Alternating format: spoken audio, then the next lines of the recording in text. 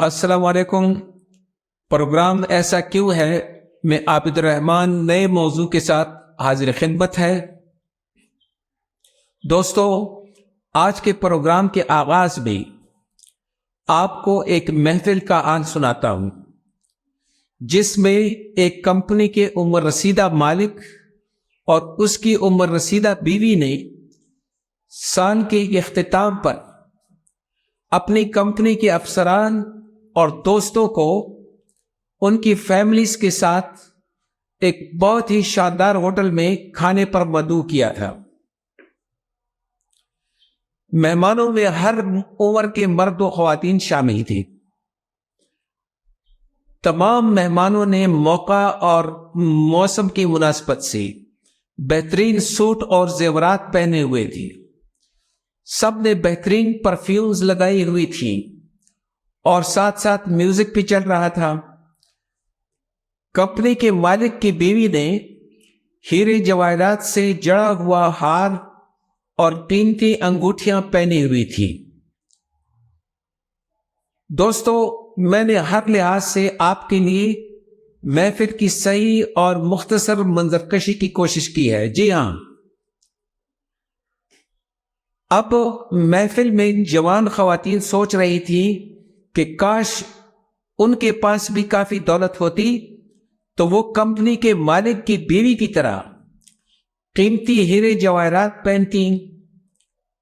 نوجوان مردوں میں سے، لڑکوں میں سے بعض سوچ رہے تھے کہ اگر کمپنی کے مالک کی طرح ان کے پاس بھی دولت ہوتی تو وہ فلاں کام کرتے۔ ہر نوجوان اپنے حساب سے سوچ رہا تھا، ہر ایک کے اپنے منصوبے ہوتے ہیں۔ دوسری طرف کمپنی کا بوڑھا مالک اور اس کی بوڑھی بیوی، یعنی کہ دونوں ایجنٹ تھے، یہ سوچ رہے تھے کہ کاش ان کے پاس صحت اور جوانی ہوتی تو وہ بھی پارٹی میں شامل نوجوان مردوں اور لڑکیوں کی طرح بات بے بات کھلکھلا کر ہنستے۔ آپ جانتے ہیں کہ بوڑھے لوگوں کو بڑی مشکل سے ہنسی آتی ہے، یعنی انہیں اپنے دولت مند ہونے کا احساس تو تھا بوڑھے مالک اور اس کی بیوی کو، لیکن انہیں رہ رہ کر اپنی جوانی بھی یاد آ رہی تھی۔ دوستو، پارٹی کا یہ مختصر احوال انسانی نفسیات اور انسانی سوچ کی بھرپور عکاسی کرتا ہے۔ چاہے ہم دولت مند ہوں یا غریب، بوڑھے ہوں یا جوان، مرد ہوں یا عورت، ہمیں زندگی بھر انہی سوچوں اور احساسات کا سامنا رہتا ہے۔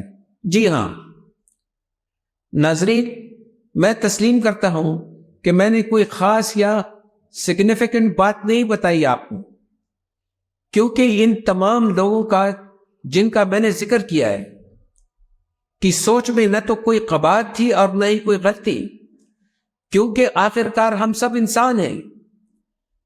لیکن اگر ہم ان سوچوں اور احساسات اور خواہشات کا اندازہ لگائیں تو ہمیں اس سوال کا جواب مل جائے گا کہ ایسا کیوں ہے، اور یہی بتانا اس پروگرام کا مقصد ہے۔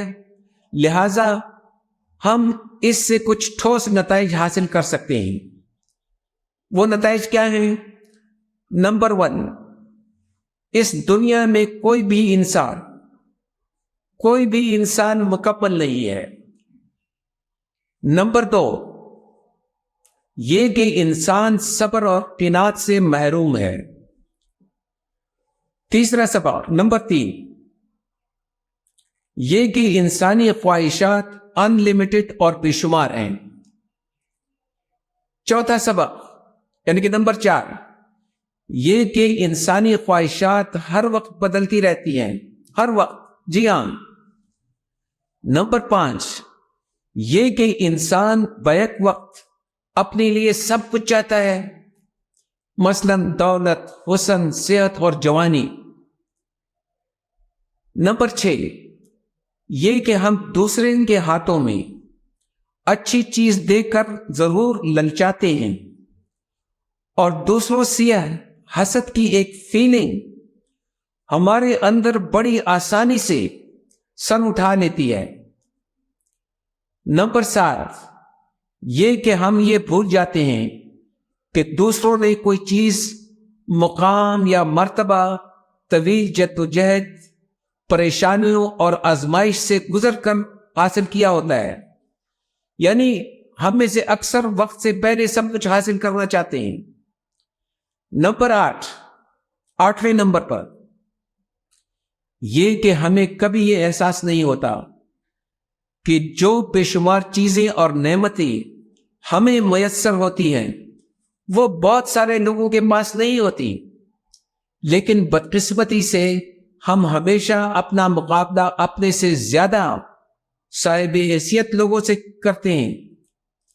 نمبر 9، 9ویں نمبر پر جو نقطہ ہے وہ یہ ہے کہ قانون فطرت بڑا ظاہر اور واضح ہے کہ اس دنیا میں کسی کے پاس ایک چیز زیادہ ہوتی ہے تو کسی کے پاس دوسری چیز زیادہ ہوتی ہے، لیکن ہم قانون فطرت کو ہمیشہ نظر انداز کرتے ہیں اور چاہتے ہیں کہ ہمیں سب کچھ مل جائے. نمبر 10 ٹھوس سبق ہمیں کیا ملتا ہے؟ وہ یہ کہ غیر ضروری خواہشیں رکھنے والوں کے لیے یہ دنیا بہت کم ہے. ان کی حسرتیں اور خواہشیں کبھی پوری نہیں ہو سکتی. نمبر 11 یہ کہ ہم شکر گزاری تو درکنار، تھینکفلنس وہ تو نہیں کرتے، لیکن ہم کبھی بھول کر یہ بھی نہیں سوچتے کہ جو کچھ میرے پاس ہے وہ قیمتی، انمول اور ویلیویبل ہے. اور 12ویں نمبر پر اور سب سے آخری پوائنٹ یہ ہے کہ ہم ناشکرے انسان انہی چیزوں کو پسند کرتے ہیں جو ہمارے پاس نہیں ہوتی، اور جو بیش بہا نعمتیں ہمارے پاس موجود ہوتی ہیں انہیں بھول جاتے ہیں. اس لیے ہم تمام عمر مایوسی کی حالت میں جیتے ہیں اور مایوسی کی حالت میں مرتے ہیں. دوستو، اگر پروگرام پسند آیا ہو تو چینل کو سبسکرائب کریں. انشاءاللہ اگلے پروگرام میں نئے موضوع کے ساتھ پھر ملاقات ہوگی. اللہ حافظ.